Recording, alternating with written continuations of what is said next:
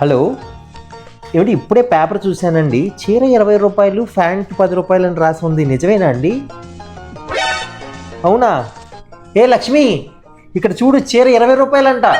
నిజమా అండి? నాకు ఒక 4 చీరలు చెప్పరా? సార్ ఒక 4 చీరలు సార్. అలానే మీకు ఒక 2 జతలు ప్యాంట్ షర్ట్లు. సార్ ఒక 2 జతలు ప్యాంటు షర్ట్లు కూడా సార్. పట్టు చీరలు ఎంత కనుక్కోండి, పట్టు చీరలు. సార్ ఇది పట్టు చీరలు ఎంత సార్? 40 రూపాయలంట. నాకు ఒక 2 చీరలు. సార్ ఒక 2 పట్టు చీరలు కూడా సార్. ఈ ఎక్కడికి వచ్చి తీసుకోవాలి సార్ ఇవన్నీ?